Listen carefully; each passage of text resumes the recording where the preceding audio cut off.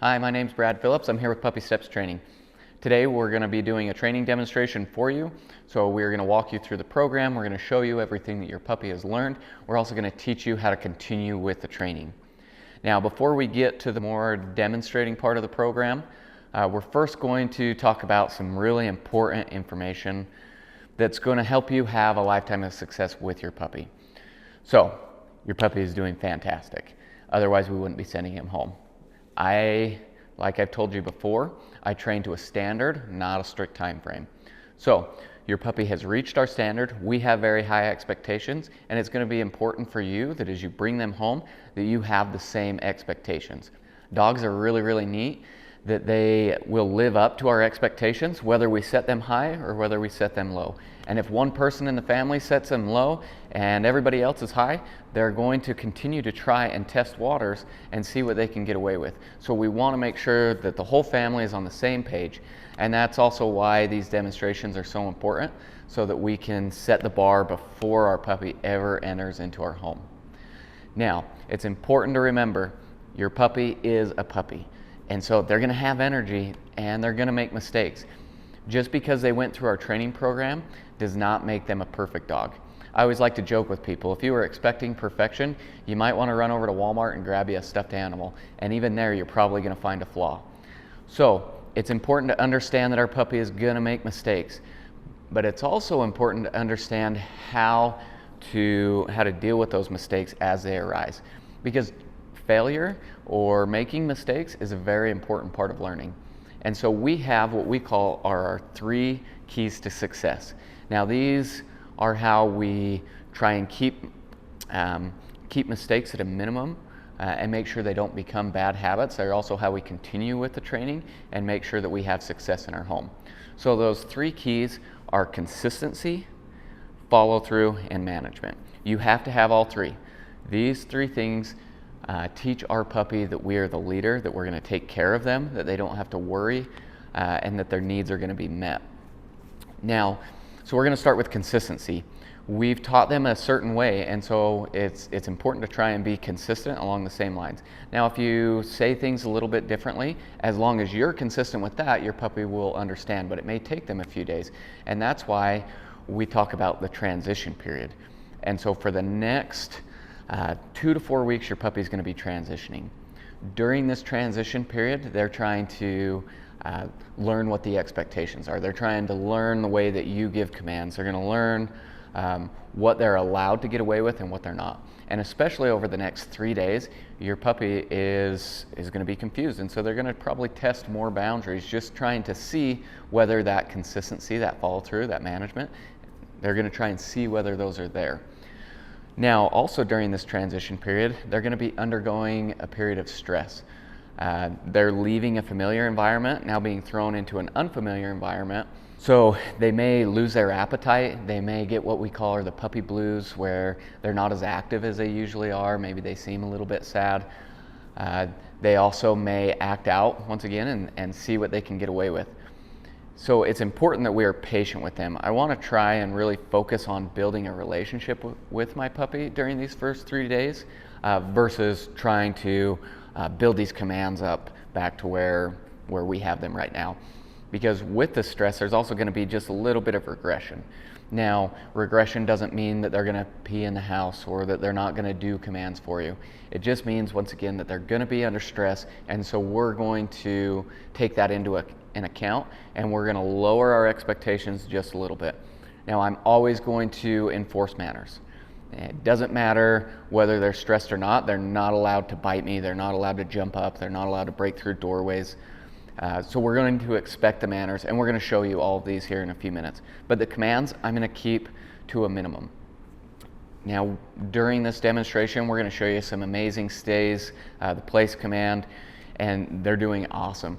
But we're going to take that down. We're not going to expect them to hold a 5-minute stay on their place within the first 3 days. Instead, I'll still do these commands, but I'm going to keep them really light. I'm going to keep them fun, and I'm going to make sure that I'm helping my puppy succeed. I always want to train to success, not to failure.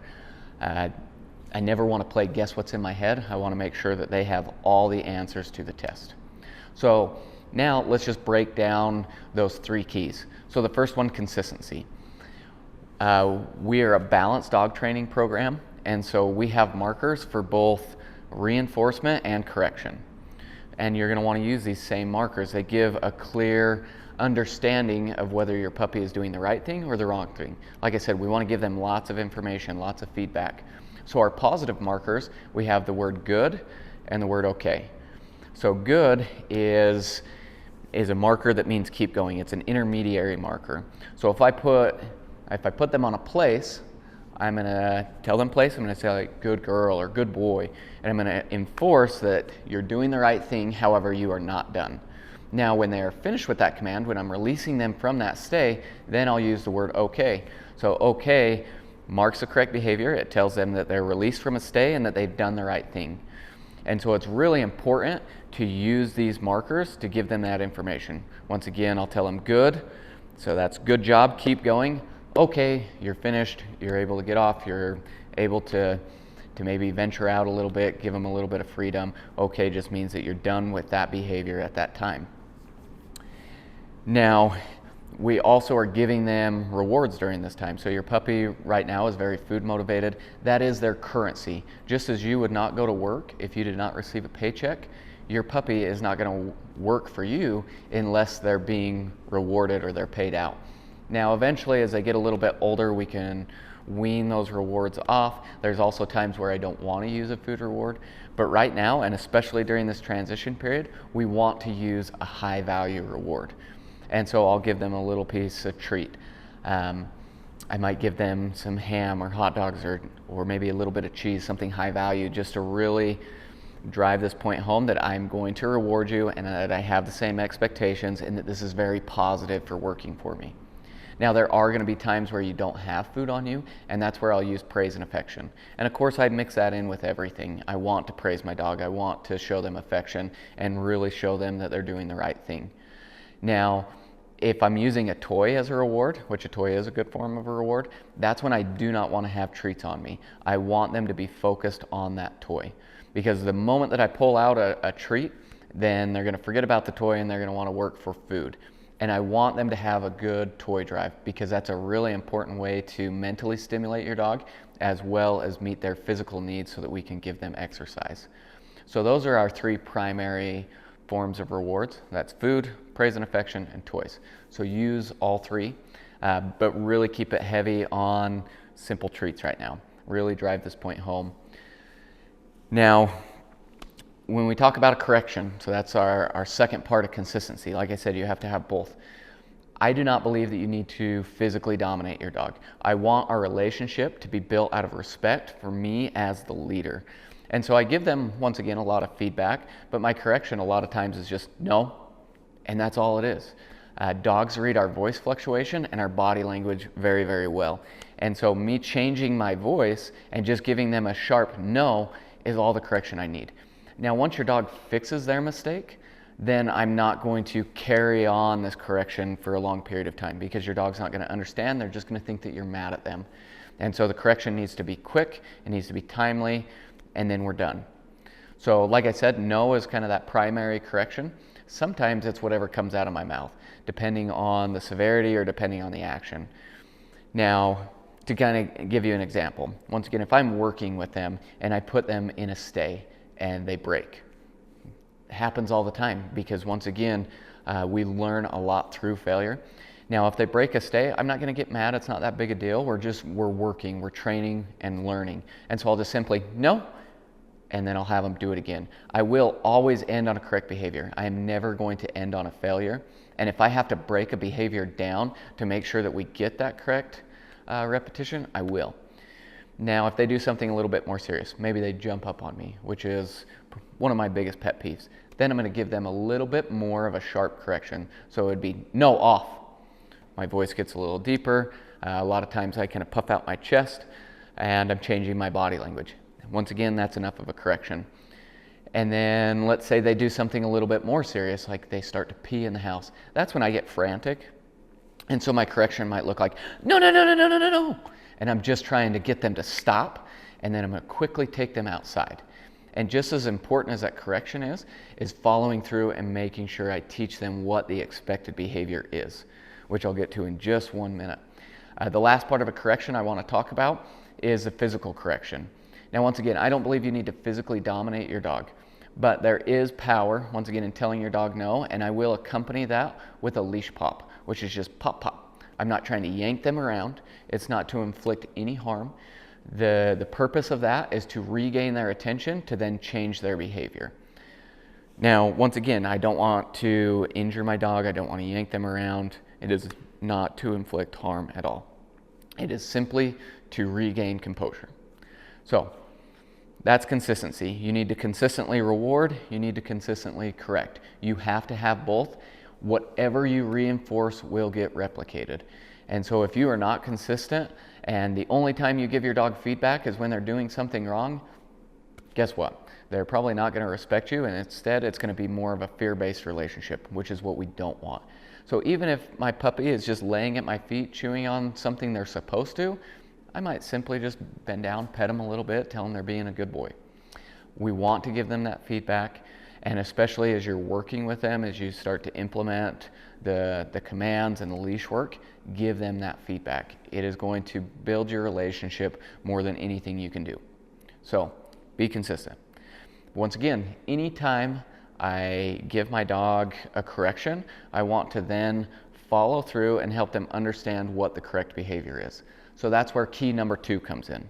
So key number 2, follow through. Like I said, anytime that I correct my dog, I want to then teach them what the expected behavior is. So I'm always going to follow through. Whether I ask them to do a command and they are confused or maybe they ignore me, or whether they're doing something they're not supposed to and we catch them in the act.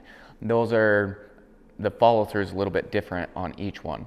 So first off, let's talk about maybe you're sitting there and you see your puppy go over and start to try and chew on a baseboard or chew on something they're not supposed to. This is where we use a concept that we call marking and redirecting. So if I saw them start chewing on something they weren't supposed to, I'm going to immediately correct them. So that correction is no. Now, once I correct them, they look at me, I'm going to redirect them into an appropriate behavior. So even if they don't look at me, I'm then going to remove them from that situation. So we'll use the example of chewing on a baseboard. I'll tell them no. Now I'm going to take them over to maybe their bed and I'll give them something to chew on. And so marking the incorrect behavior, redirecting into an appropriate behavior. Now during this puppy stage, puppies need to chew. And so my redirection, I'm going to try and match texture. They were chewing on a baseboard, maybe I'll give them a bully stick or a marrow bone, something hard that they can really get into. If they want to chew on maybe one of your pillows or a soft bed, give them a plush toy. They're chewing on their leash, give them a rope. Try and match those needs, match consistency. So you can do that with a lot of different behaviors. Even jumping is another one. A lot of times if your puppy's jumping, I'll correct them for jumping and then I'll redirect them into an appropriate behavior like a sit. So we teach them, if they want our attention, they've got to do this behavior. This is a good behavior versus the bad behavior. Now let's talk about follow through if they ignore you or maybe don't understand. So let's use the example of jumping on the couch. Let's say we're in the kitchen, we're cooking, we look over and Marley is jumping up on the couch. So I would immediately say, Marley, off, giving her a command. If she gets down and listens to that, then I'm going to reward her. So I'm going to reinforce the behavior that she just performed. If she got down, maybe came over to me, I'm going to pet her. I'm going to tell her she's a good girl because she fixed her mistake. And so the correction is done. She did the right behavior after she was asked. That's all that needs to happen. Now, if she didn't, if she had her paws up there and she looked over her shoulder like, yeah, what are you going to do about it? You're over there. I will not repeat the command. The worst thing you can do is sit there and go, Marley, off, get down, get off the couch. Because you're just giving her a whole spiel of what she doesn't understand. If she doesn't do the behavior when asked, I am not going to repeat the command. I will correct her. So if I said, Marley, off, and she didn't get down, I am then going to say no, and now I'm going to start to approach her. I'm going to walk across the room. Even if I am comfortable wrapped up in a blanket, I'm going to get up and I'm going to go and remove her. Now, if she fixed her mistake with that prompt, if I said no and I started to motion towards her and she got down, I'm going to reward that behavior. I'll call her over, have her sit, praise her, make sure that she understands that, yes, that's exactly what I want. That's a good girl. Now, if she still ignored you and kept trying to get up onto the couch, or maybe succeeded and now is trying to get comfortable, I am going to walk all the way over to her, and at that point I will repeat the correction. I will not repeat the command. I will tell her no again, and now I'm going to remove her and I am going to redirect her into an appropriate activity. Whether that's you're going to come over by me, you're going to lay on the floor, you're going to chew on a toy, or maybe it's, okay, I can't watch you very well right now, you're just going to go take a little break in the crate. Now I'm not going to be super mad and shove her in the crate and make it a big deal, because then you're going to destroy the crate. Instead, the correction has already happened. Now I'm redirecting her into something appropriate to do. And so the correction is done. I do not need to carry on this frustration or this anger after the correction has happened. But I am always going to give them that correction, and I am always going to follow through. Now, let's just say that I gave your puppy a command, and so I put them in. Sorry, let me take that back. Let's just say that I asked them for a sit. So I said sit, gave them a hand signal, and they looked at me like, I have no idea what you're talking about. I've never seen this command before. Now, instead of getting frustrated and repeating myself, I'm going to maybe adjust my body language. The worst thing you can do is go sit, sit, no sit, sit, because they're not going to understand at that point. Dogs don't speak English. They understand the sound of our voice making that sound of sit. And so they know that it's one time. So sit is the command, not sit, sit, sit, sit, sit. So one time, ask them once. Now, once again, if they look up at me like, I don't know what you're talking about, I'm going to give them a few seconds to think about it. Dogs are not robots. They have to process things. And at the same time, while I'm allowing them to process, maybe I'll adjust my body language. So maybe I'll kind of lean forward or make the hand gesture. But I'm going to help them succeed. Now then, if they blatantly ignored me and just tried to walk off, that is when I will correct them. I will say, no, now I'm going to reset. So I'm going to bring them back to the same area and ask them again. But I will only repeat the command if they completely walk away. If they are focused on me, just trying to understand what I am asking, I will not repeat the command, but I will adjust my body language to help them succeed.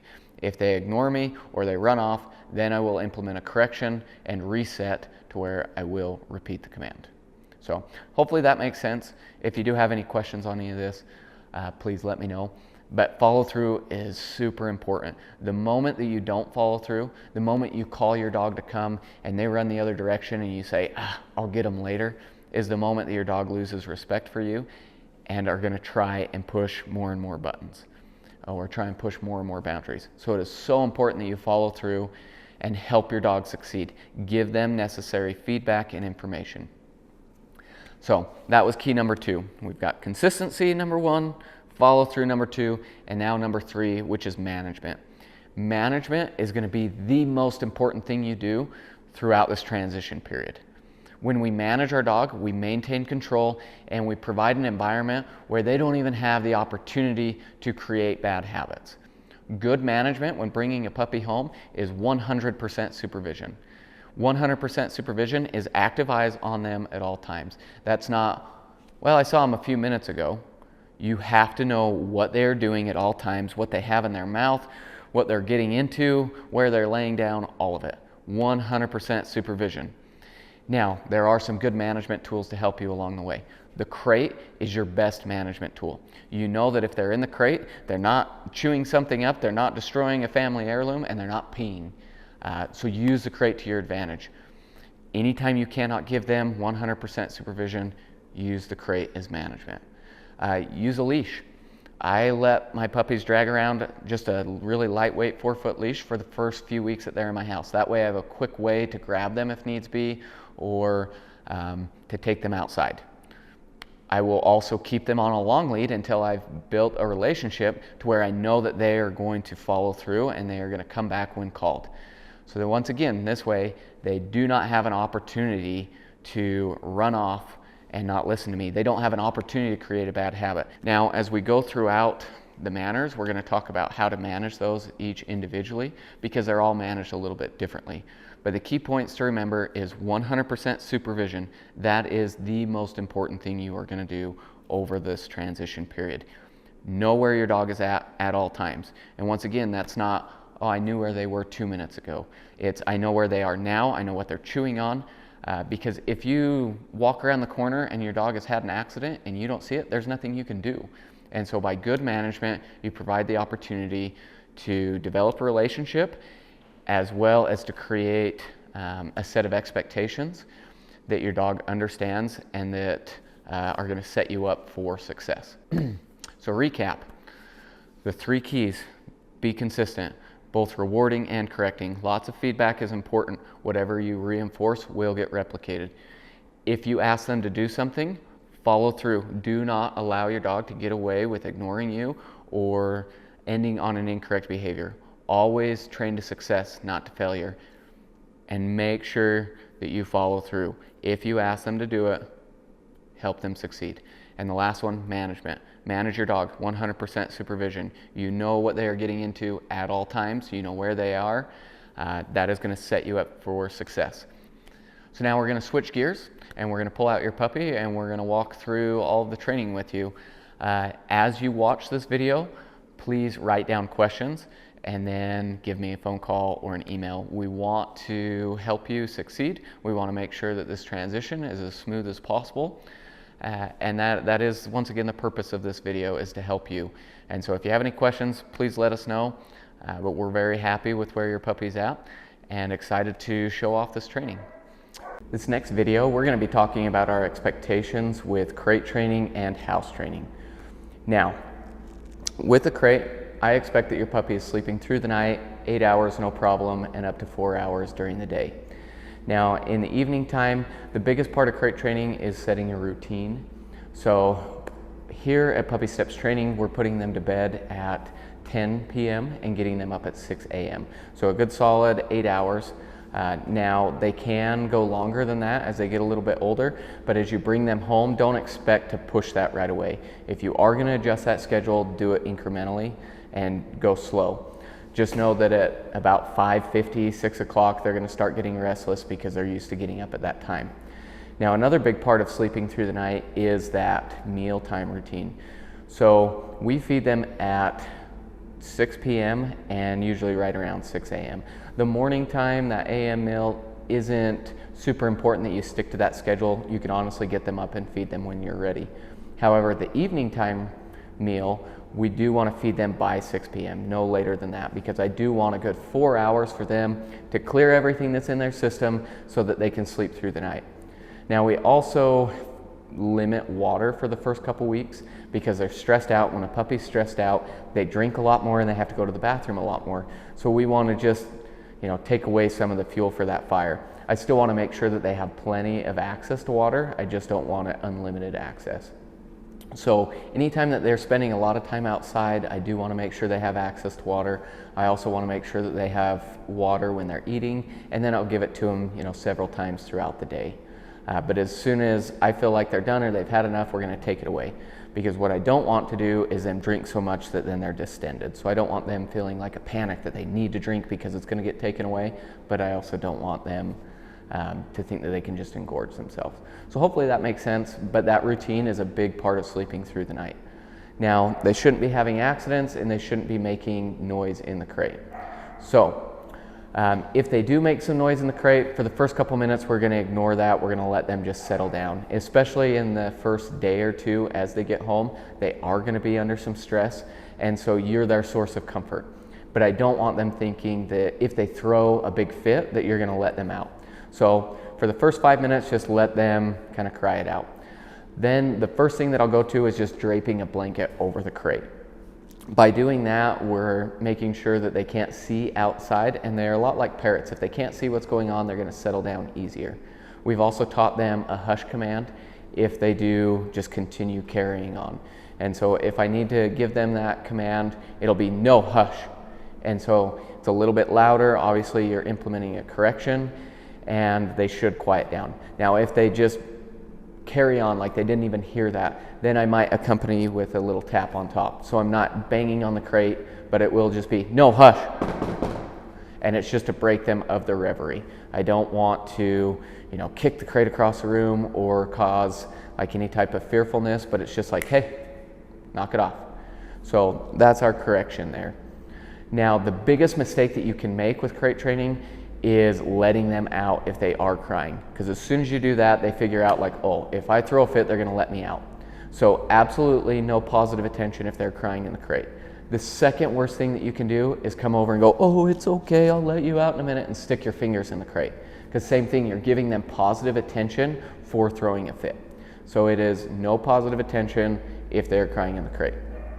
If they are making noise and you are about to let them out, still expect some silence. So I'll tell them hush, and I want them to give me like 10 seconds of silence. If you think, oh my goodness, they're gonna have an accident, they need to go to the bathroom, then I might expect still some silence, but it might be more like 3 seconds. So I'd say hush, okay, now let's go, and we'll get them outside. So that's our evening stuff. During the day, they should also be able to be in their crate comfortably without making noise, without having accidents. Like I said, we build that up to 4 hours at a time. You can put them in the crate more than that. I just don't do longer than a 4-hour block at this point. I utilize the crate very heavily while we're transitioning and while we're working on potty training. So don't be afraid to put them in the crate. It is honestly your best friend. They can be inside the crate for as little as a minute, all the way up to that 4 hours. So anytime you can't give them that 100% supervision, utilize the crate. Now we also want to use the crate both when we're home as well as when we leave. If we only put our puppy in the crate when we're leaving, you're going to build some separation anxiety. They're going to associate the crate with you leaving, and it's going to cause even more panic, even more noise. So utilize the crate when you're home, when you're in the same room as them, as well as when you leave. Now, the other thing is, don't make it obvious that you're leaving all the time. If you make a big deal out of putting them in the crate when you are leaving, same thing, you're going to build some separation anxiety. And it's the same concept when you come home. If you come in the door and you immediately rush over to your dog and, oh, I missed you, you're going to build a charge and they're going to go crazy in the crate. So we want to make sure that that's kind of nonchalant. I'll get to you in a second. Sometimes I'll let you out immediately. Sometimes I'll go to the bathroom or go get a drink. And that way we don't build that charge, but it should be a very calm experience being in the crate. So with that, now I want to talk about our expectations with house training. So your puppy, if they're going home, obviously is doing very, very well with house training. My expectations are that they can be inside the house for 2 hours without needing a break, without having accidents. Now they've been doing that here, but we're going to drop or lower our expectations for the first couple weeks to make sure that we train to success. Now that's not saying that I expect a bunch of regression and you're going to have accidents. It's just saying that I'm going to set them up for success. We always train to success, and I want to make sure that I don't give them the opportunity to fail. So we're going to give you a very strict schedule for the first 2 weeks, and if you'll just follow that, you're not going to give them, once again, that opportunity for accidents. Now, before I go into that schedule, just a couple things that I want to talk about. One is, obviously, there's going to be some hills and valleys with the house training, but we always want them in this forward progression. So once again, we're going to set them up for success. So that's a big part of the schedule, is giving them lots of opportunities to go to the bathroom. And honestly, during these first 2 weeks, paranoia is going to be your best friend. If you even think that they're going to have an accident, or they're like, maybe they need to go to the bathroom, just take them outside. I would much rather take them out 10 times than clean up one accident. You're also going to look for a lot of indicators that they need to go. Once again, 100% supervision is the most important thing you're going to do during this transition. So if you're watching them and you notice that they get up and try and walk away from you, that's an indicator that they may need to go. If they start sniffing really heavily, panting, pacing around, just take them outside. Once again, if your gut says maybe they need to go, just take them out. Now, if they get up and they start spinning little circles, just take them outside. Nobody likes what happens next. Okay? So those are the indicators that we're looking for. If they have an accident, there's kind of 2 scenarios we look for. One, if they have it away from you and you don't see it, but you stumble across it later, whether it's 2 minutes, whether it's an hour, there is nothing you can do about that. That means that you weren't giving them enough attention, you weren't paying attention to them, and so that's a slap on the wrist. We need to do better as the owner. If you can't give them that supervision, put them in the crate. So scenario number 2 is they start peeing right in front of us. If they're gonna have an accident, that's what I want, because it provides a very valuable opportunity to teach them what I expect. So I'm gonna correct them right there. So it's no, no, no, no, no, and I'm gonna grab them and run them outside. Now, once I get outside, I'm gonna change my attitude, and I'm gonna bury that frustration deep down, and I'm gonna give them the opportunity to finish. If they finish going to the bathroom outside, I am then going to praise and reward that behavior. That way I create a very black and white experience. It's absolutely not, you do not pee here. Yes, that's where I want you to go. Good dog, good girl, good boy, right? The worst thing you can do is they start peeing in front of you and you just kick them outside and then go and clean it up. Because now they just peed, they got corrected, but then they gotta go outside and play. So it's so important that we go with them and we make sure that they have a job to do when they're going to the bathroom outside. Okay, so now our routine. So once again, it's, I consider it a minor inconvenience for the next 2 weeks for a lifetime of good house training. We did this at the very beginning, but once again, we're gonna take them back down just to make sure we train to success. So here it is. First 24 hours, we are gonna take them over to the bell, they're gonna ring it, and we're gonna go to the bathroom every 30 minutes. They get a treat when they ring the bell and when they go to the bathroom. Okay, so first 24 hours, every 30 minutes. The exception to all of this is if they're in the crate, you don't need to pull them out every 30 minutes, or if they're just passed out asleep, I'm just gonna watch them and I'm gonna wait till they wake up.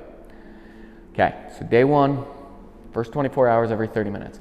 Day two, I'm going to 45 minutes. Same thing, they're gonna ring the bell, we're gonna take them outside, they get a treat for ringing the bell, they get a treat for going to the bathroom. If they don't go to the bathroom, we just come right back in. It's a very neutral experience. Also, these first 2 days, because we are taking them out so often, I'm only gonna give them a minute outside. It's gonna be quick, we have a job to do, we're coming back inside.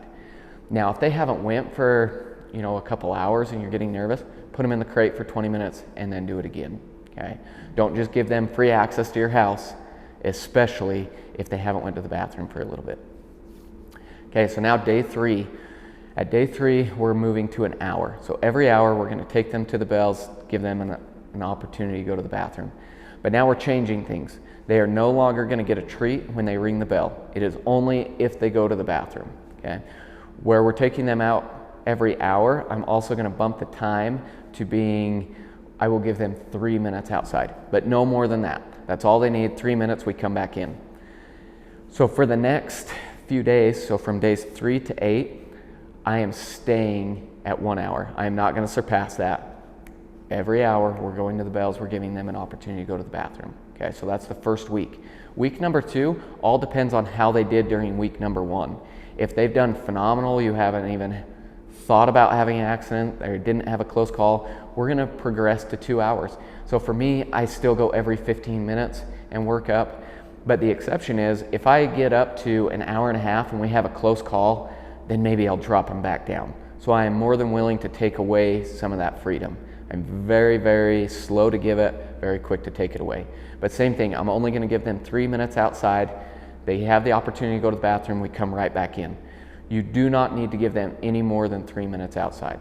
Otherwise, they're gonna get distracted, they're gonna stall, and they're not focused on what the job is, okay? So that's the first 2 weeks. We're gonna work up to 2 hours. From 2 weeks to a month, we are not surpassing 2 hours. Once again, be slow to give them that freedom, be quick to take it away. If you can follow this schedule, I promise you're gonna have success, because one, we're beating them to the punch. This is not about them having to go to the bathroom that frequently. It is all about establishing a pattern, establishing a routine. This is where the bells are, this is where we're gonna go to the bathroom. My expectations are for you to go in this certain place. Now, it's also important that you take them outside on a leash. That's gonna help them focus on what they're doing. It can be a long lead, but I don't wanna just give them free access to run and play, okay? So that's our routine. Now I'm gonna switch the camera angle and I'm gonna show you how we target the bells. Come here, good boy. All right, so now we're gonna talk about targeting the bells. So the first thing you're gonna do when you get home is you're gonna pull your bells out of your bag and we're gonna go through this exercise. The first part of this exercise we do off the door. You're only gonna do this one time, but I'm gonna hang the bells in front of Bodhi here and I'm gonna reward him for touching them. I'm gonna do this 4 or 5 times before I move to the door. Okay, once we do this and we move to the door, Then I'm going to do a similar exercise where I'm going to lean up against the doorway and I'm going to stare at the bells. Every time he touches them, I'm going to say, okay, outside. I'll do that 3 or 4 times before taking him out. So we're just going to do those 2 parts one time. When I take him outside, I'm going to give him 1 to 3 minutes, depending on where we're at, to go to the bathroom, periodically saying the word outside. Now when he goes, I'm going to say, okay, good outside. I'm going to make it very rewarding. I'm going to give him a treat. I'm going to praise him because I really want to reinforce that behavior. If he doesn't go, we just come back inside. It's a neutral experience. We start over, okay? So I'm going to demonstrate that. So I'm just going to hang the bells. I'm going to stare at him, and stare at the bells. Every time he touches them, I'm going to say, okay. Okay, good boy. Do this 4 or 5 times. Okay, good boy. Okay, good boy. You can see that he quickly learns that this is a good little treat dispenser. Okay, good boy. So we're just making it fun. He's done that a handful of times. Now we're going to go to the door. Also a little tip for you. I like to drop the leash and step on it. Okay, outside. That way I can keep control of him and I have both hands free. Okay, outside. Good boy. Okay, outside. Good boy. So I'm going to have him do it 1 more time and then we're going to go outside. Okay, outside. Good boy. And once again, I'm going to walk him around on leash, periodically saying outside. Okay. You also notice he's expected to wait at the doorway.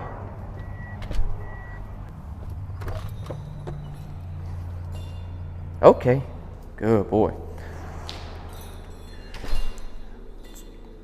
Now, after you do that little exercise, from here on out, when you target the bells, it's just going to be walking him over, staring at the bells. Once he rings it, okay, outside, and then we go outside, okay? And remember, for the first 2 days, I'm giving him a treat for ringing the bells. After that, no more treats.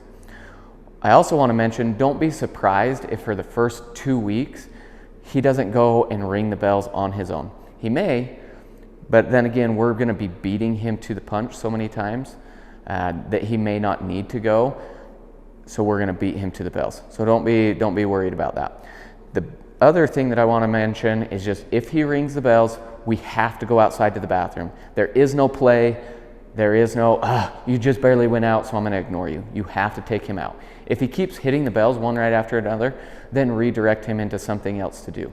If you were headed outside to go for a walk or to go and play and he rings the bells, we're going to have to go, okay, outside. We're going to go to the bathroom, and then we're going to come back in, wait 10 to 20 seconds, and then we'll go outside. So if you're going outside to play or a walk, make sure you forego the bells. So that's our expectations with crate training and house training. If you have any questions, don't hesitate to reach out. We want to make sure this transitions over smooth, but this is definitely, as far as the house training goes, this is definitely the part of the program that requires the most effort because it is those 2 weeks of constantly having to take him out. And then every dog house trains differently. So it may go longer than that till you feel confident and comfortable, but don't give him too much freedom until you trust him and you have that relationship. So.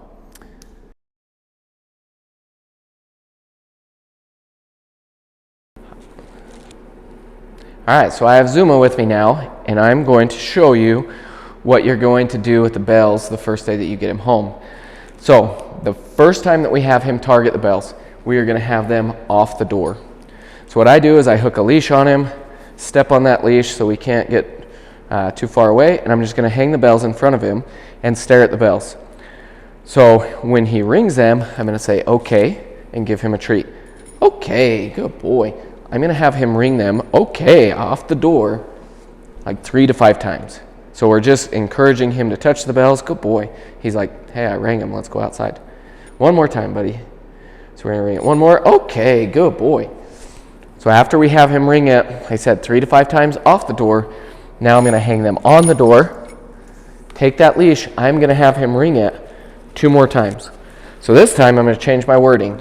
So when he rings the bell, I'm going to say, okay, outside. Good boy. So I'm going to say, okay, outside. Okay, 1 more time, buddy. So I'm going to have him ring it 2 times off the door. Okay, outside. Good boy. Now I'm going to take him out. When I take him out, he's on a leash. We're going to give him a couple minutes to go to the bathroom. Okay, good boy. Outside. Okay. All right. While we're outside, we're not letting him play. We're just walking around our designated area, periodically saying the word outside to encourage him to go.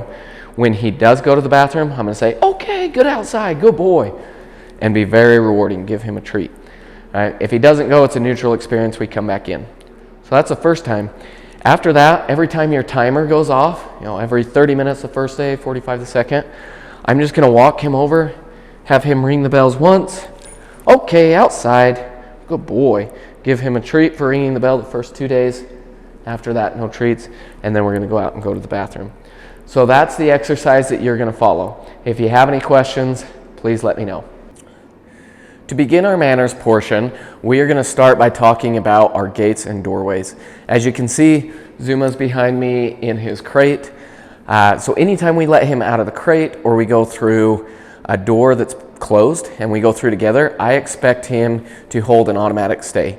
So this doesn't count for just random doorways in your house. You can build this up to whichever thresholds you would like. You can also change this to be just exterior doors, crates, and gates. Whatever you feel like is going to best suit your lifestyle is what I would do.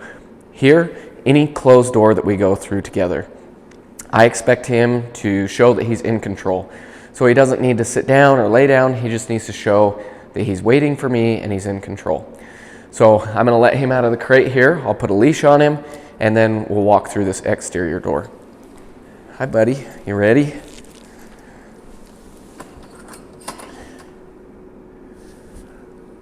Okay, good boy, good boy, good boy. Okay, so you saw he just waited for me to release him with that marker word, which is okay. So now same thing with a closed exterior door. He doesn't need to sit, he just has to show that he's in control. And if he tried to run through, I would just give him a little pop on the leash where I might use my leg and just quickly block him. Okay, good boy. And same thing when we're coming back inside. He's just showing he's in control. Okay, good boy. Good boy. So, once again, it's all about just showing that he's going to wait, he's going to be patient, and he's waiting for me to release him. Don't need anything super fancy. I just don't want him thinking that he can break through every doorway, especially once again, exterior doors or coming out of the crate. So now we're going to talk about his greeting, which is what he's doing right here. We expect that when Zuma approaches us or wants our attention, that he is going to sit to get it. This is a very, very important manner for your dog. One, because he's so small, he likes to jump up, which I don't want him to jump up. That's probably been our biggest manner to overcome. A lot of it's because he's so small and you barely even feel him. Good dog, good. So the greeting is a replacement behavior for jumping, and that is how he gets my attention. Now we're to a point that when he offers this, I just give him that attention. I pet him, tell him he's a good boy. For the first 3 days in your home, you're going to do a little exercise with him, and we are going to pay him out every time that he presents this greeting for you. Because once again, I don't want him thinking that he can jump all over you, which is probably going to be his go-to. So we'll talk about off here in just a second, what to do if he does jump. But first I want to show you this exercise. So what you're going to do, you're going to take your treat bag, take some treats, take the leash, and we're just going to say his name, take a few steps back, wait for him to sit, and then reward him. Mark it and reward. So what it looks like is just this. Zuma. No. Okay. So once he sits, then I reward that. You notice he thought about jumping up, he kind of reared, waited for him to fix his mistake. Zuma. Take a few steps. Okay. He shows he's in control. Mark and reward. Zuma.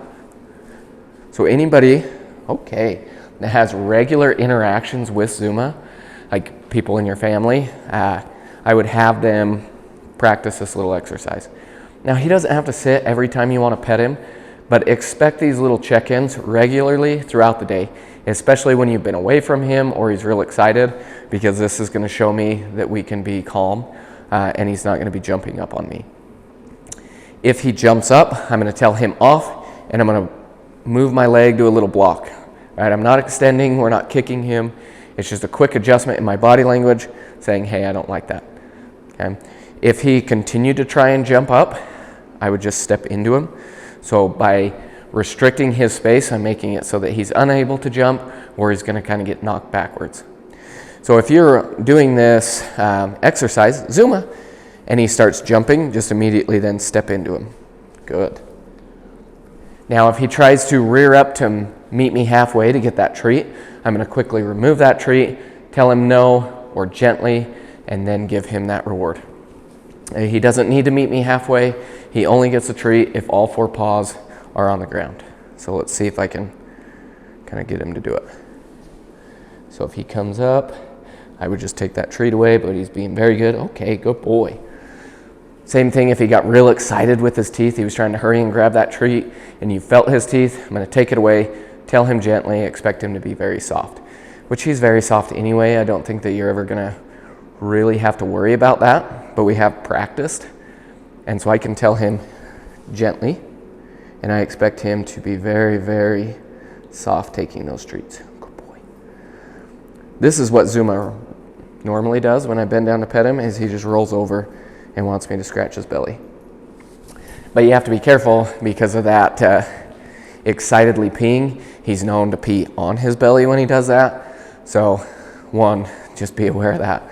That's also why this greeting is so important, because if you can get him to be calm and in control before you pet him, he's less likely to excitedly pee. Where if you run up to him and try and quickly pick him up or pet him, he's gonna roll over and he's gonna excitedly pee. The first couple days that you have him, as you are greeting him, if he's real excited, I would make sure that he's gone to the bathroom before you pick him up or before you love on him, just because he's gonna have to go anyway, and I don't want him thinking or excitedly peeing everywhere. So just practice this regularly, reward him very heavily, and after 3 days you can stop giving him treats just for sitting for your attention. Instead, just give him that affection. Zuma. No? Good. Good. Okay. So now we're going to go over his mealtime manners. So anytime I feed Zuma, I expect him to hold an automatic sit-stay. So all I got to do is shake that bowl and he's going to plop down. And what I want to be able to do is set it on the ground and stand completely back up.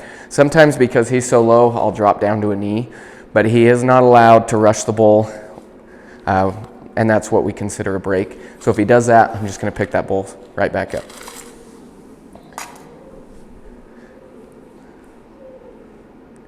Okay, so he shows that he's waiting for me, then I'll release him and he can come up and eat.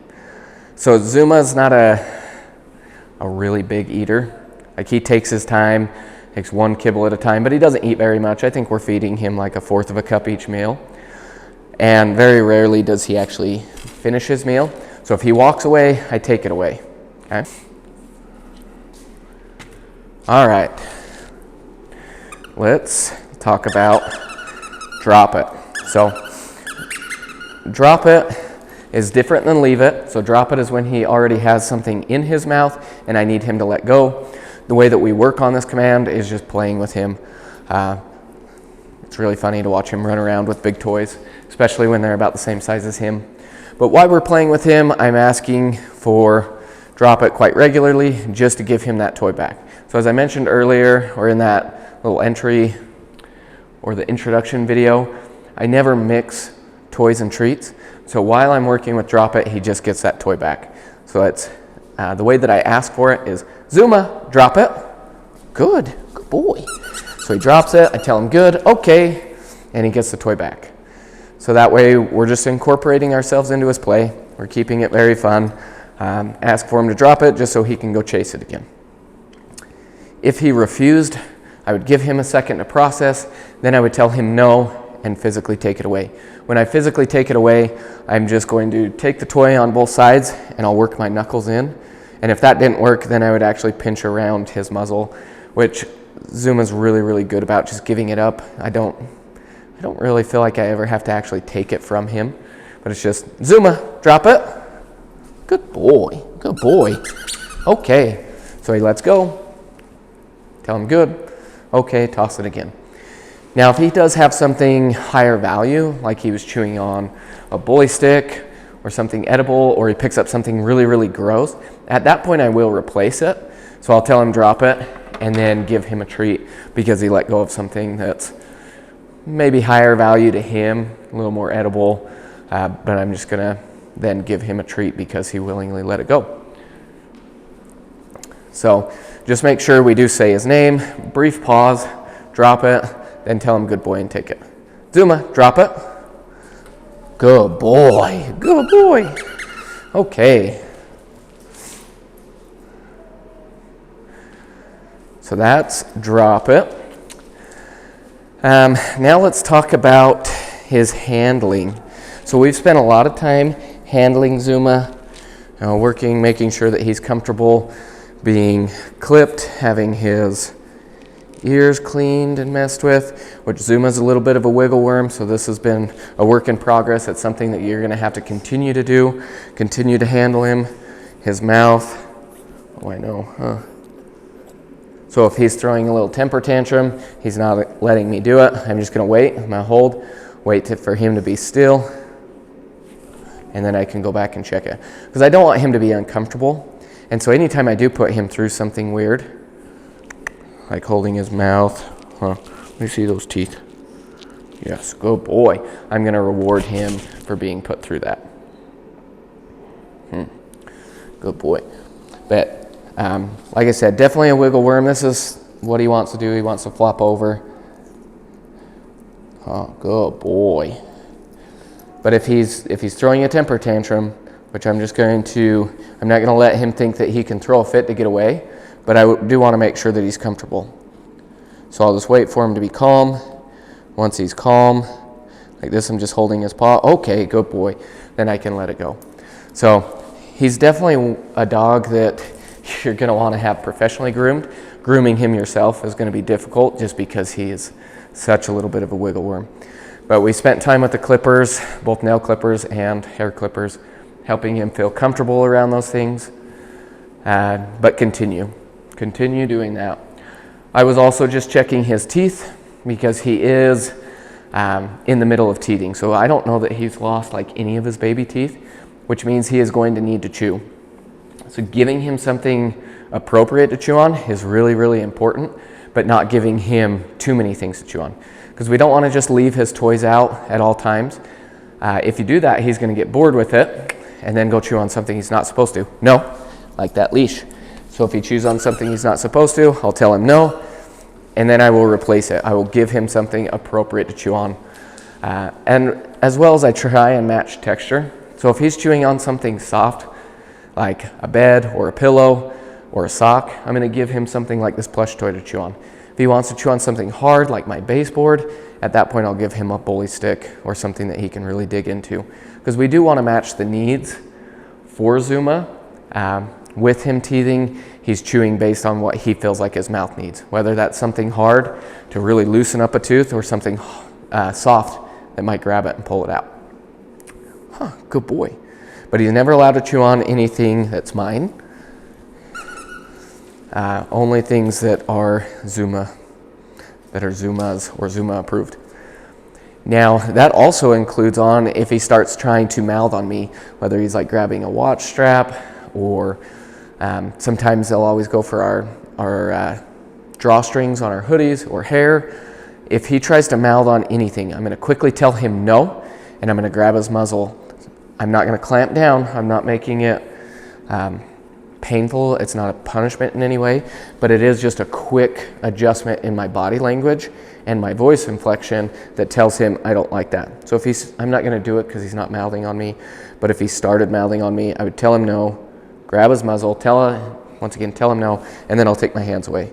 So it's like, hey, if you can't be in control, I'm not going to pet you. And even if I need to, I'll like slide him away. So it's like, hey, I don't like that. And I would do that also if he was trying to jump up on me. Once he shows that we're going to be in control, then I can go back to petting him. Oh yeah, you're a good boy. If he did it a second time, no. And now I'm going to stand up and remove myself. So I want it to be a clear distinction that I do not like that behavior. and you're not going to get my attention if you do it. So, what do you think, Zuma? I think that's all of our manners. So with that, now we're going to jump into commands. So we have just a quick section of obedience commands where we're going to cover the place, crate, sit down and stays, and leave it. And then we'll cover our recall command in our leash work section. So the first one is place. When I tell Zuma place, I'm going to step near where I want him to go. Zuma, place. And I'm just going to point, tell him place. As soon as all 4 paws are on the bed, I'll tell him good, give him a treat, and then I expect him to stay. So this should be an automatic stay. I don't have to tell him. But if he broke, I would quickly tell him no, and then send him back. With place, no. See, he thought I was going to release him, huh? Now, where he did break, I'm not going to immediately give him another treat. I'm going to wait and make sure that he's stable. Then when he's doing it, I'll come up, oh, good boy. If I have a really hard distraction, like my kids are running around being crazy, I'm going to stay close and periodically just tell him, oh, good boy, good boy. You know, reward that behavior of him staying on place. And then when I'm ready for him to come off, I'll say, okay, good boy. But he does not get a treat for coming off. Place. I love place. I think it's a very useful command, especially with a dog as small as Zuma, where it's like, hey, maybe you're bringing in groceries or you're doing something where you're walking back and forth. We can get him out from underneath our feet.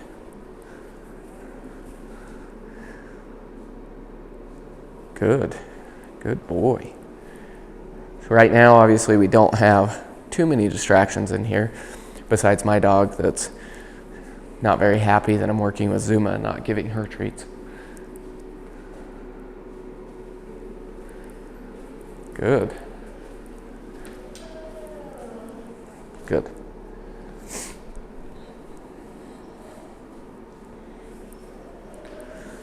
Okay. Now when I'm teaching a new place, and if Zuma feels a little bit unsure, I always want to help them out. So the first time, I might lure them on. So like if I was doing this rug, I would lure Zuma on. Good. And then I like to pick up the leash so that I can quickly correct him if he tries to step off. Nope. Okay, and then I'll release him, place, guide him back, and just build up this expectation that this is the place that I'm asking you to stay on. So if he steps off, no. It's a quick little correction. No. Because I'm teaching him that now this is the boundary. So that's how we will use place in different areas where obviously we don't have a bed. Okay, good dog. Good dog, huh? So that's place. The crate command is very similar, where I just step and I point. Our standard is to tap on the top, off, because Zuma is so low to the ground. We've been practicing being able just to point. Okay, good dog, Zuma. So Zuma gets a treat for going in but not coming out, which I release him. We're good. There you go. Zuma, crate. See, I can just point. Good. Good dog. So that way I don't have to bend all the way down to tap on the top of the crate. Notice the expectation of waiting is the same. Okay, good dog. Good boy, Zuma. Crate? No. Crate? Good. So there, I corrected him, which, okay. Zuma's very soft. He doesn't need a firm correction, so that one he thinks was a little too firm. So he's a little nervous, so I just stood there, tapped on top, waited for him to succeed, and then rewarded him. So that's a good example of, even though Zuma's a sensitive boy, I will still correct him. He still needs to understand that he didn't do the correct behavior, and for some reason today he's like wanting to put his paws on top of the crate, which I don't want. So instead I'm telling him off and then waiting for him to succeed.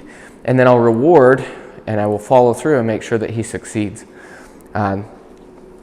So even though he's sensitive, I'm still going to correct him. I still expect him to do the right thing. And after you reward him, you can see that he's just fine and he's happy. So, Zuma. So one more time. Zuma, crate. Good boy. Good boy. Okay. And then he's released. And same thing with place. He does not get the treat for coming out. Okay. So now sit down and stay. So in both of these, or all three of these, have a hand signal. So sit is a scoop over the nose. You can see my fingers are up, but it's a closed fist. It's just a little scoop. Now we're to the point where I just hold it out in front of him. Down, I take my hand flat. It's off to the side, and I tell him down. And I wait for him to comply. This is one where Zuma likes to wait and see if I'm serious. Once he goes down, I'll tell him good, and then stay as a stop sign. Stay. With this, we're to a point where this is a chain command. He gets a treat at the very end. I don't give him a treat for each individual. No? So there he broke. I'm just going to reset him down. I'll wait, give him that processing time. After a couple seconds, if he doesn't comply, I will get a little lower. Good. Stay. But if Zuma wants me to use a food lure, he wants me to put that food right in my hand and go all the way to the floor, he doesn't need that. Okay, good boy. Good boy. Now, we do have both a sit and a down stay. So I just showed you the down stay. The sit stay, I'm just going to ask for a sit, stay, and then I can back up. No. If he lays down, I'm fine with that. Down stay is more stable anyway. But if he's in a down stay, he's not allowed to come up into a sit. Okay, good boy. Now, if he breaks, I'm just going to tell him no and reset. So I'll bring him back to the same spot, ask for that stay again. But if he breaks 3 times in a row, something's too hard. Whether it's the distraction, whether it's his mindset. And so I'm going to break it down, make sure that I get a successful repetition, whether that's, going back to the same spot, or whether that's, a 2-second stay. I just want to make sure that I help him succeed that time. And I oftentimes, come here, buddy, will break that down to the simplest behavior. So it's like I was doing a sit stay, kept breaking. This time I'll ask for a sit, stay. Okay, good boy. So I'll keep it short, get that success, and then I'll end on that. Make sure that we keep it positive, and then we can work on it again, later that day or maybe tomorrow. I don't want to push him to this point of failure over and over again. Failure is an important part of learning, but if he continues to fail, he's just going to get frustrated and he will shut down and not want to work. So the down is one that we've seen where he'll shut down because he gets frustrated. Down. So that's why if I ask him here, I give him a few seconds to process. If he doesn't, I will gradually get lower. Good boy. Okay. Just so I always help him succeed. Good dog. So, sit, down, stay. Now, let's do leave it. So I'm going to use some other treats here. So, leave it, oftentimes we get a question, the difference between leave it and drop it. Like I mentioned, drop it is something if they already, let me start that over. Drop it is if they already have something in their mouth, where leave it is if they have not got to it yet. So we use leave it a lot when we drop food that we don't want them to get, or we're on a walk. We practice it with treats, and when I do that, I want to make sure that I have some high value treats, so whatever I'm giving him is better than what he's leaving. So I'm going to take his leash, just because I want a way to manage him. I'm going to show him that I got some treats here. Ooh, yeah. I'm going to drop him right there. Leave it. Good. Good boy. He chose to look at me instead of proceed. I'm going to reward him for that. And I will continue to reward him as he continues to leave those alone. Zuma. Good dog. Good boy. We can walk around him. Good.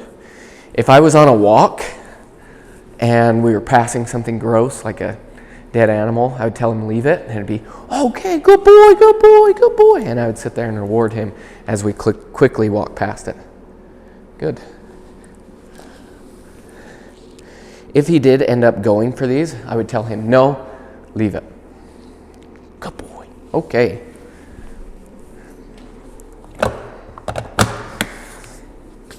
All right. With that, I am going to adjust the camera angle real quick, and we will go over the leash work. Good. Heel.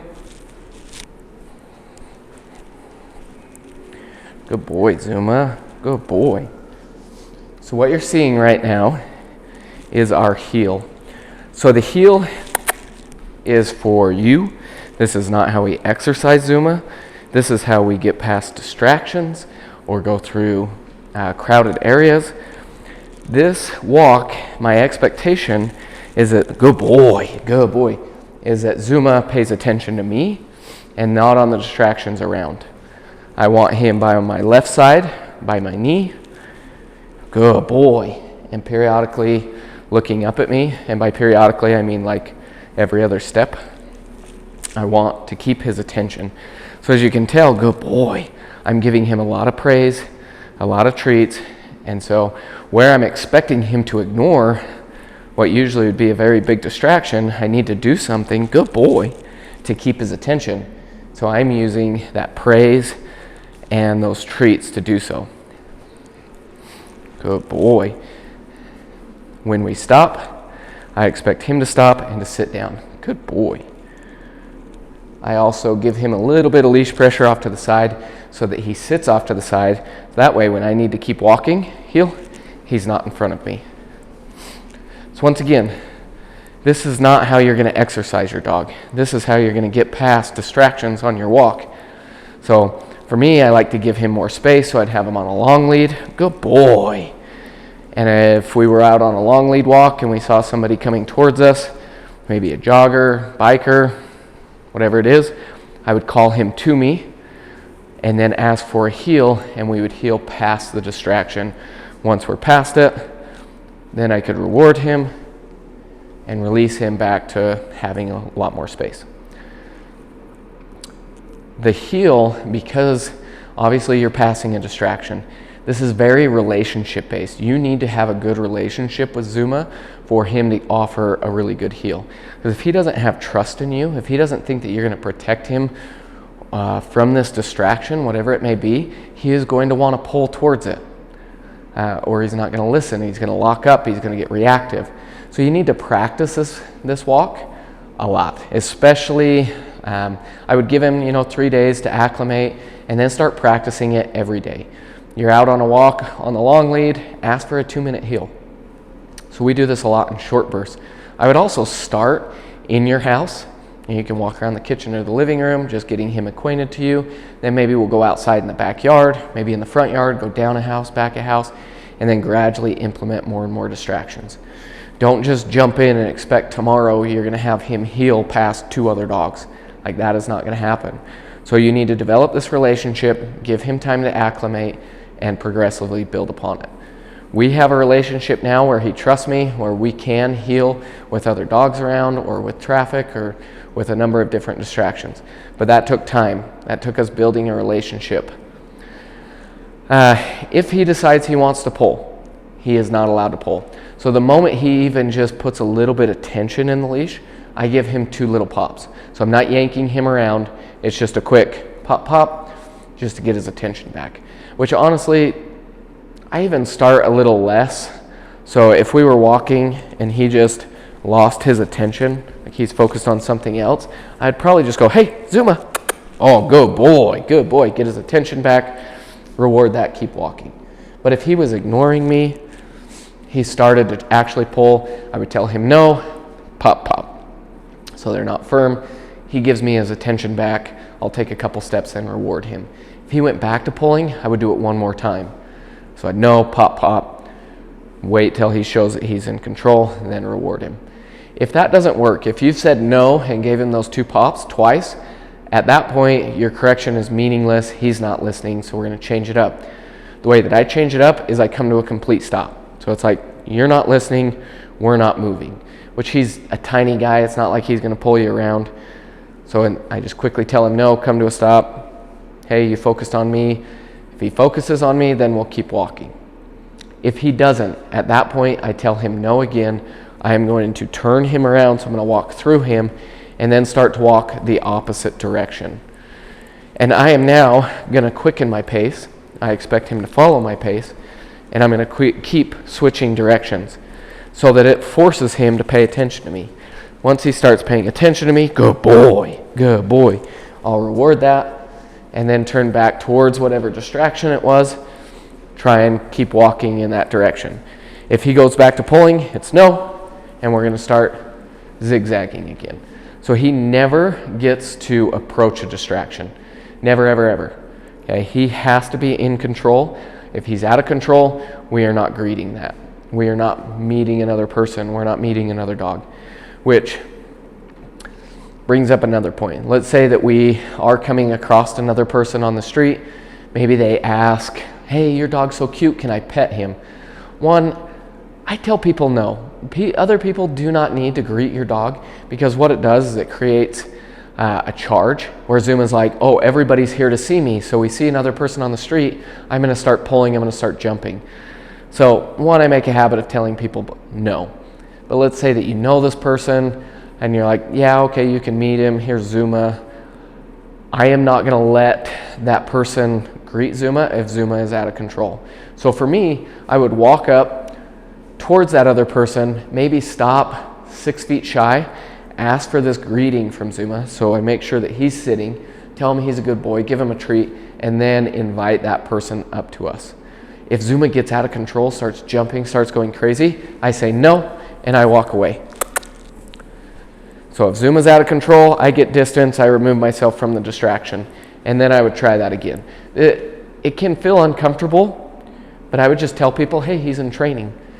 But this way, Zuma learns that he does not get to greet anybody if he is out of control.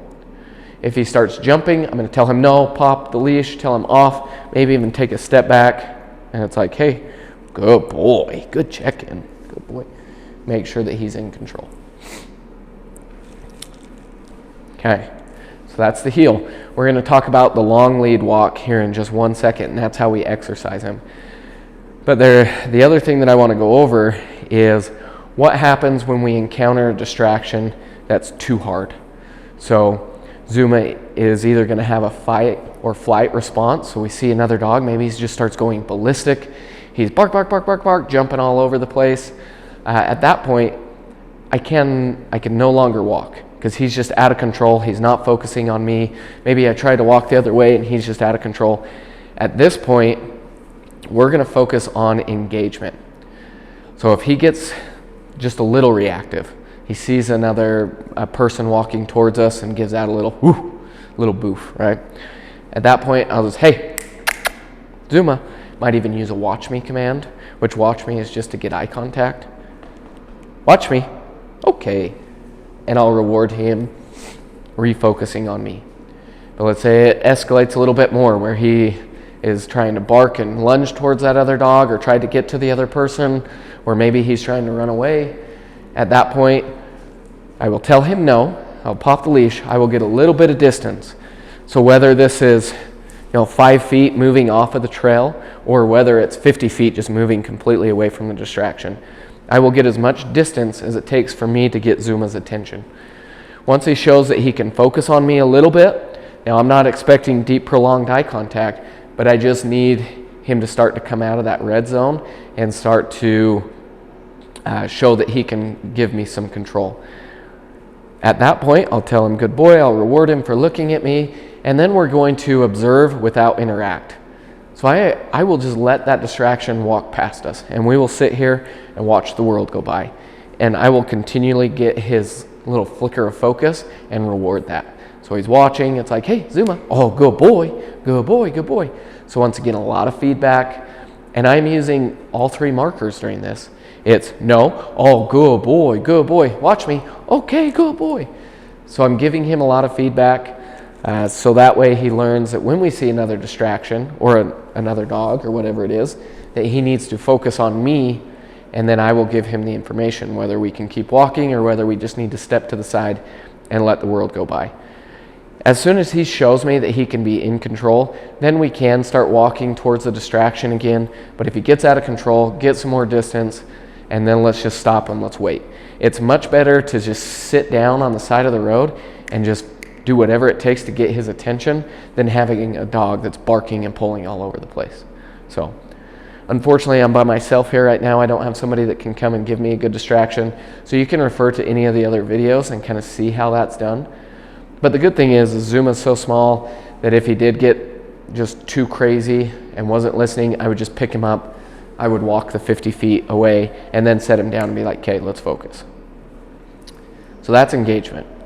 Now, let's talk about our long lead walks.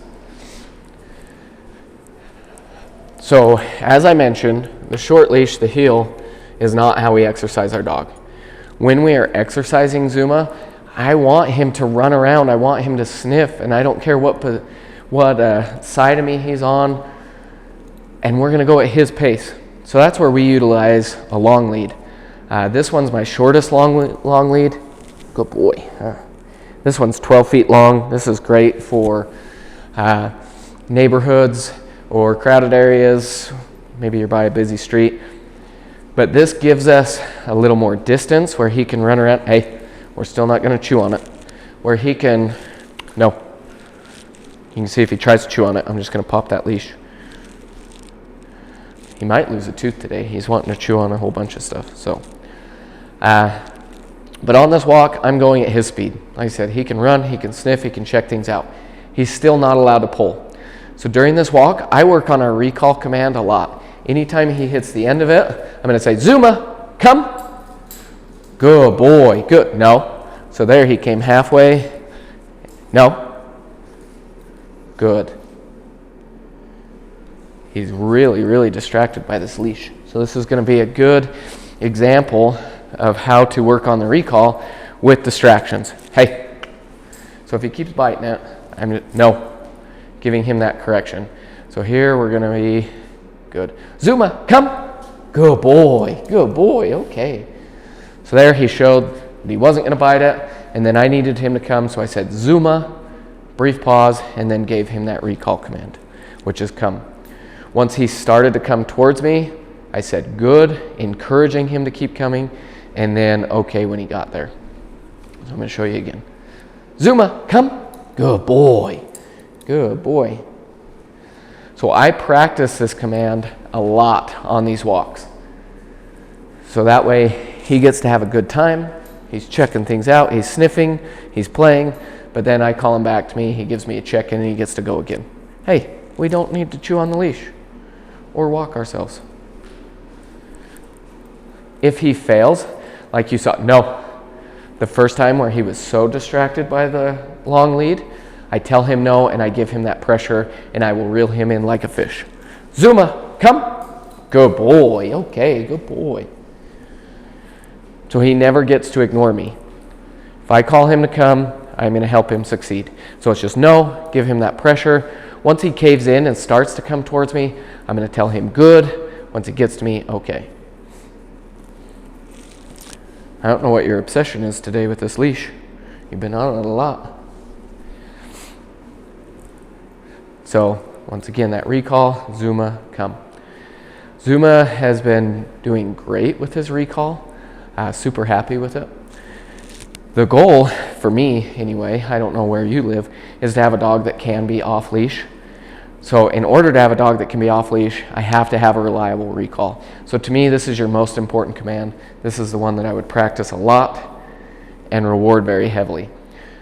When it comes time to start letting him off leash, I am going to start in an area where I feel confident that he's not going to get into trouble.